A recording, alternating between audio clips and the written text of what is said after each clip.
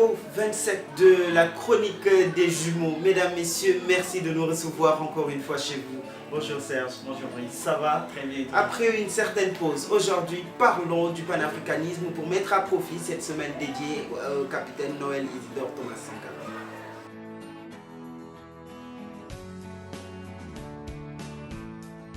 Pour ce numéro, nous ne ferons pas loin. Je l'ai dit, nous mettons à profit l'hommage rendu au capitaine Sankara, qui a été président du Burkina Faso entre 1983 jusqu'au 15 octobre 1987, où il a été assassiné. Aujourd'hui, ce que j'ai envie de dire aux présidents africains actuels, c'est de s'inspirer du combat de celui-ci pour apprendre déjà à dire non à l'Occident quant simplement aux relations périlleuses, tortueuses, qui ne respectent aucune règle. Quand je dis relations, ça va sur tous les plans, économiques, culturels, etc. Pour que la domination Occident-Afrique cesse enfin.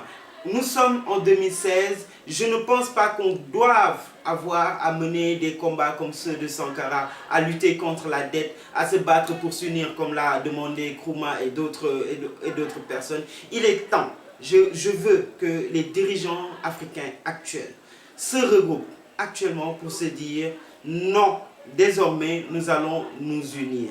Nous allons former les États-Unis d'Afrique. Nous allons nous départir pour les pays de la zone franc. Nous allons nous départir du franc CFA parce que, en vérité, cette monnaie ne nous arrange pas. Peut-être que nous ferons d'autres chroniques pour en parler. Nous ne voulons plus du franc CFA. Nous ne voulons plus d'une Afrique morcelée en Afrique du Nord, en Afrique du Sud, de l'Ouest, etc. Ensuite des micro-États. Nous ne voulons plus de ces barrières linguistiques. À quand une langue africaine prônée et utilisée dans les 54 pays africains? Je pense que désormais, ça ne doit plus être un combat. Regroupez-vous, messieurs, dames qui nous dirigez, regroupez-vous et allez vers l'atteinte de ces objectifs-là.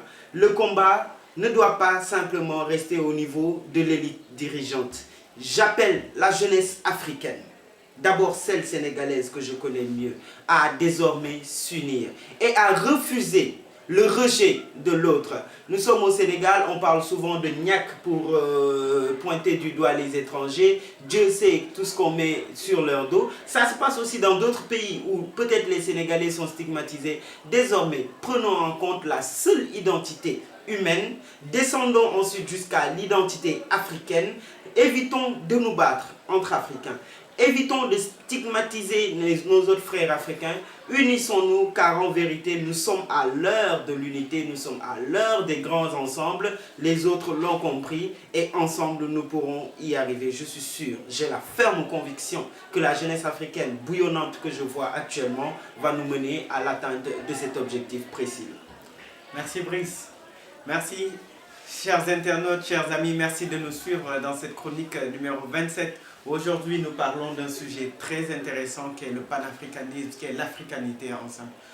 Je profite de cette semaine, de cette chronique pour m'incliner devant la mémoire du capitaine Thomas Isidore Noël Sankara. Lâchement abattu, lâchement tué par son faux frère, devenu aujourd'hui ivoirien, l'ancien burkinabé. Je préfère ne pas nommer son nom. C'est dommage, je précise cela parce que ces pratiques sont toujours là. Je précise cela parce que le négrier africain est toujours là, il a toujours du terrain. Et que fait la jeunesse africaine? Que faisons-nous pour enlever ce négrier africain toujours au pouvoir? Nous avons de nouveaux panafricains, anciens membres ou bien anciens défenseurs de la France-Afrique qui aujourd'hui se déclarent panafricains. Ils sont aujourd'hui présidents, ils sont élus et peut-être seront défaits par la CPI. Ces gens-là, en réalité, n'ont pas leur place dans la politique, dans la sphère, dans notre élite africaine. Nous parlons de ce cas Sankara, je profite de cela pour dire à nos chers dirigeants qui sont encore là, qui défendent encore les intérêts des Occidentaux, pour citer un peu mon ami et frère Malik Noël Seck qui les appelle les préfets de l'Occident, que ces gens-là lâchent le pouvoir, que ces gens-là rendent l'Afrique aux Africains. Ce n'est pas du tout radical, ce n'est pas du tout raciste ce que je dis, ça me vient du cœur. Je suis certain qu'il y a des Africains qui sont convaincus que l'Afrique peut se développer à elle seule, que l'Afrique peut s'en sortir grâce à ses dignes fils, ses valeureux fils. Je lance un appel à la jeunesse africaine encore une fois. impliquons-nous. Impliquons-nous dans la gestion de nos pouvoirs, de nos États. Impliquons-nous, ne laissons pas encore ce que nos pères ont laissé faire, ce que nos aïeux ont laissé faire. Ne laissons pas l'Occident aujourd'hui dépenser notre pétrole. Ne laissons pas l'Occident utiliser notre or. Ne laissons pas l'Occident toujours nous prendre par le cou avec son franc CFA. Battons-nous, changeons les choses. L'Afrique a un avenir, mais cet avenir-là commence aujourd'hui et commence maintenant.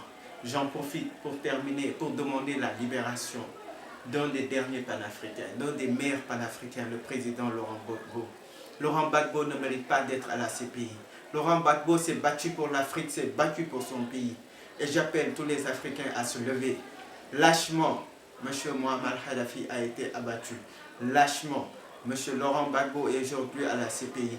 Et lâchement, les Africains français, sinon les Occidentaux africains à la peau noire, continueront à nous diriger et nous serons perdants, les générations futures seront perdantes. La preuve, on décore le Premier ministre français chez nous, c'est magnifique, c'est très bien, nous vous encourageons. Continuez à décorer ce type de personnes-là qui d'ailleurs auraient promis même que notre pétrole les intéresse et d'ailleurs qu'ils vont assurer notre sécurité. J'attends de voir le pays africain qui va dire peut-être si on découvre du pétrole en Europe, que ce pétrole intéresse un pays. Mais le président de ce pays ne passerait pas la nuit dans son palais.